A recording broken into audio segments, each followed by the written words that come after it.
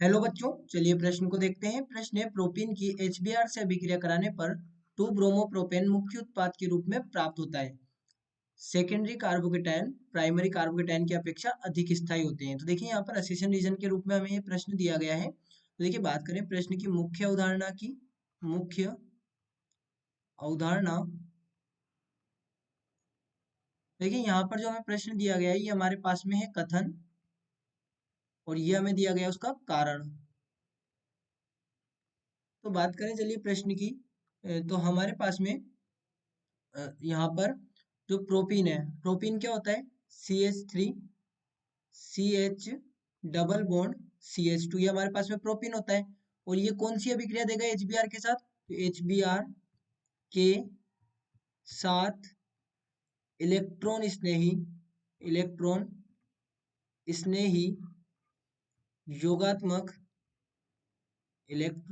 योगात्मक अभिक्रिया अभिक्रिया देता है। इलेक्ट्रॉन स्नेह योगात्मक अभिक्रिया देता है। अब इलेक्ट्रॉन स्नेह योगात्मक अभिक्रिया हो किस प्रकार से? तो देखिए हमारे पास में से एक प्रोपीन है CH3 CH double bond CH2। अब जब इस पर HBr की क्रिया होगी, HBr, तो यहाँ पर क्या होगा? ये H प्लस और ये Br माइनस के रूप में होगा। तो यहाँ पर से इलेक्ट्रॉन स्नेह योगात्मक अभिक्रिया बोल क्यों रहे हैं? क्योंकि इलेक्ट्रॉन स्नेह जो H प्लस है यहाँ पर, वो अटैक करता है। वो कहाँ अटैक करेगा? तो देखिए यहाँ पर हम दो कंडीशन लेके चले। पहली कंडीशन जिसमें कि HBr यहाँ पर अटैक कर रहा है CH2 पर, तो ये बनाएगा CH3 CH। अब ये बॉन्ड टूटा, एक बॉन्ड, तो यहाँ पर क्या आया? यहाँ पर मान लें हम कि प्लस आया, और यहाँ पर मान लें कि नेगेटिव आया बॉन्ड टूटने पर। तो प्लस जो H प्लस है ये कहाँ पर अटैक करेगा? CH2 पर। तो यहाँ पर ये हमारे पास में लग गया H।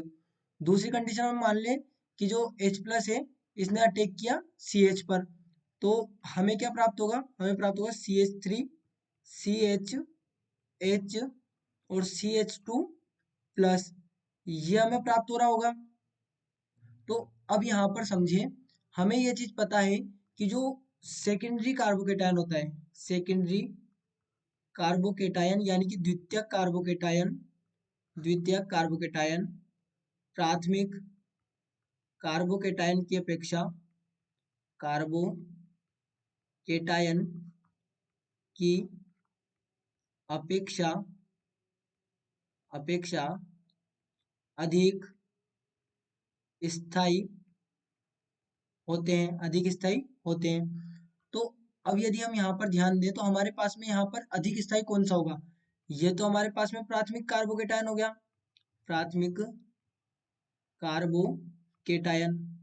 वहीं पर ये हमारे पास में क्या हो गया? ये हो गया द्वितीयक कार्बोकेटायन, द्वितीयक कार्बोकेटायन। अब जब ये द्वितीयक कार्बोकेटायन, तो हमने क्या कहा कि द्वितीयक कार्बोकेटायन स्थायी है, यानी कि जो मुख्य हमारे पास में कार्बोकेटायन होगा वो सेकेंडरी कार्बोकेटायन बन रहा होगा, ये हमारे पास में बन रहा होगा।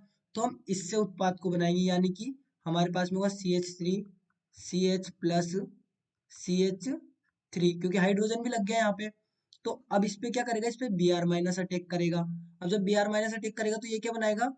CH3 CH, और ये यहाँ पर लग जाएगा Br, और ये बना लेगा CH3, ये हमारे पास में लग गया।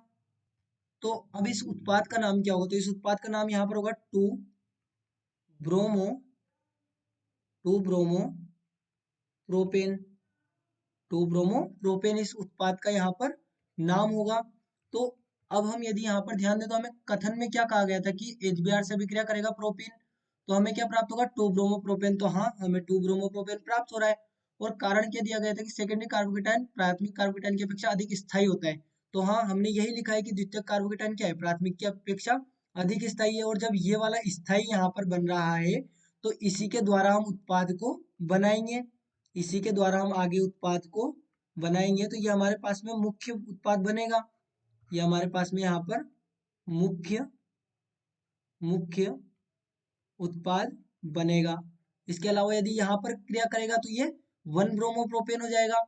तो इसलिए हमने यहाँ पर कहा कि हमारे पास में जो कथन है वो भी सत्य है, और उसका जो कारण है वो भी सत्य है। तो हम यहाँ पर क्या लिखेंगे?